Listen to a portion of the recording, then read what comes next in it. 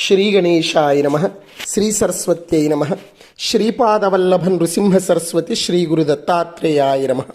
శ్రీ గణపతి సచ్చిదానంద సద్గురుభ్యో నమః.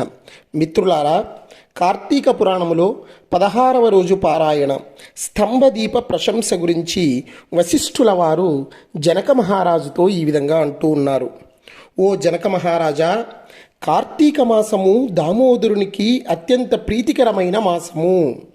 ఈ మాసమందు స్నానదాన వ్రతాదులను చేయుట, సాలగ్రామ దానము చేయుట చాలా ముఖ్యము.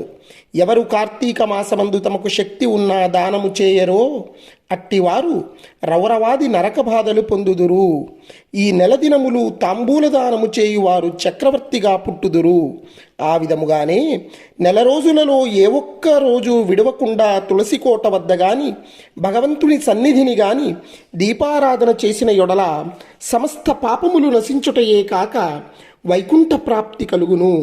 కార్తీక శుద్ధ పౌర్ణమి రోజున నదీ స్నానమాచరించి భగవంతుని సన్నిధి యందు ధూపదీప నైవేద్యములతో దక్షిణ తాంబూలాదులు నారికేళ ఫలదానము చేసిన యొడల చిరకాలము నుండి సంతతి లేని వారికి పుత్ర సంతానము కలుగును. సంతానము ఉన్నవారు చేసినచో సంతాన నష్టము జరగదు. పుట్టిన బిడ్డలు చిరంజీవులయుందురు. ఈ మాసములో ధ్వజస్తంభమునందు ఆకాశదీపముంచిన వారు వైకుంఠమున సకల భోగములు అనుభవింతురు. కార్తీక మాసమంతయు ఆకాశదీపము గాని స్తంభదీపము గాని ఉంచి నమస్కరించిన స్త్రీ పురుషులకు సకలైశ్వర్యములు కలిగి వారి జీవితము ఆనందదాయకమగును. ఆకాశదీపము పెట్టువారు శాలిధాన్యము గాని నువ్వులు గాని ప్రమిద అడుగున పోసి దీపముంచవలయును. దీపము పెట్టడానికి శక్తి ఉండి కూడా దీపము పెట్టని వారును, లేక దీపము పెట్టువారిని పరిహాసమాడువారును చుంచు జన్మమెత్తుదురు. ఇందులకొక కథ కలదు, చెప్పెదను వినుము. ఋషులలో అగ్రగణ్యుడు అని పేరొందినటువంటి మతంగ మహాముని ఒకచోట ఆశ్రమాన్ని ఏర్పరచుకొని దానికి దగ్గరలో ఒక విష్ణు మందిరాన్ని కూడా నిర్మించుకొని నిత్యము పూజలు చేయుచుండెను. కార్తీక మాసములో ఆ ఆశ్రమము చుట్టుపక్కల ఉన్న మునులు కూడా వచ్చి పూజలు చేయుచుండిరి. వారు ప్రతిదినము ఆలయ ద్వారాలపై దీపములు వెలిగించి కడు భక్తితో శ్రీహరిని పూజించి వెళ్ళుచుండెడివారు. ఒకనాడు ఆ మునులలో ఒక వృద్ధుడు తక్కినటువంటి మునులను చూసి, ఓ సిద్ధులారా, కార్తీక మాసములో హరిహరాదుల ప్రీతి కొరకు స్తంభదీపము ఉంచినచో వైకుంఠ ప్రాప్తి కలుగుతుందని మనకందరకు తెలిసిన విషయమే కదా. రేపు కార్తీక శుద్ధ పౌర్ణమి.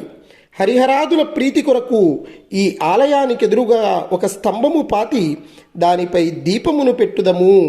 కావున మనమందరము అడవికి వెళ్ళి నిడుపాటి స్తంభము తోడ్కొని వత్తుము రండు అని పలుకగా అందరూ పరమానందభరితులై అడవికి వెళ్ళి చిలువలు పలువలు లేని ఒక చెట్టును మొదలంటా నరికి దానిని తీసుకువచ్చి ఆలయములో స్వామికెదురుగా పాతిరి. దానిపై శాలిధాన్యముంచి ఆవునేతితో నింపినటువంటి పాత్రను దానిపై పెట్టి అందు వత్తి వేసి దీపము వెలిగించిరి. పిమ్మట వారందరూ కూర్చుండి పురాణ పఠనము చేయుచుండగా ఫెళఫెళమెన శబ్దము వినిపించి అటు చూడగా వారు పాతినటువంటి స్తంభము ముక్కలైపడి దీపము ఆరిపోయి చెల్లాచెదురైపడి ఉండెను. ఆ దృశ్యము చూసి వారందరూ ఆశ్చర్యముతో నిలబడి ఉండిరి. అంతలో ఆ స్తంభము నుండి ఒక పురుషుడు బయటకు వచ్చెను. వారతన్ని చూసి, ఓయి, నీవెవ్వడవు? నీవీ స్తంభము నుండి ఎలా వచ్చితివి? నీ వృత్తాంతమేమి అని ప్రశ్నించిరి. అంతటా పురుషుడు వారందరకు నమస్కరించి, పుణ్యాత్ములారా, నేను క్రిందటి జన్మమందు బ్రాహ్మణుడను, ఒక జమీందారుడను. నా పేరు ధనలోభుడు. నాకు చాలా ఐశ్వర్యము ఉండుటచే మదాంధుడనై న్యాయాన్యాయ విచక్షణలు లేక ప్రవర్తించి తిని దుర్బుద్ధులు అలవడుటచే వేదములు చదవక శ్రీహరిని పూజింపక దానధర్మాలు చేయక మెలిగి తిని నేను నా పరివారముతో కూర్చుండి ఉన్న సమయముననే విప్రుడైనా వచ్చి నన్ను ఆశ్రయించినను అతనిచే నా కాళ్ళు కడిగించి ఆ నీళ్లు నెత్తి మీద వేసుకోమని చెప్పి నానా దుర్భాషలాడి పంపుచుండేవాడను. నేను ఉన్నతాసనముపై కూర్చుండి అతిథులను నేలపై కూర్చుండుడని చెప్పెడివాడను.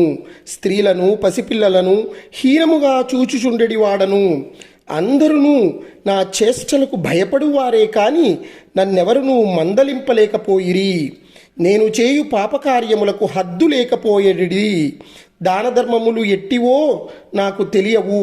ఇంత దుర్మార్గుడనై పాపినై అవసాన దశలో చనిపోయి ఘోర నరకములు అనుభవించి 1,00,000 జన్మల యందు కుక్కనై 10,000 జన్మలు కాకినై 5,000 జన్మలు తొండనై 5,000 జన్మలు పేడ పురుగునై తరువాత వృక్ష జన్మమెత్తి కీకారణ్యమందుండి కూడా నేను చేసినటువంటి పాపములను పోగొట్టుకొనలేకపోతిని.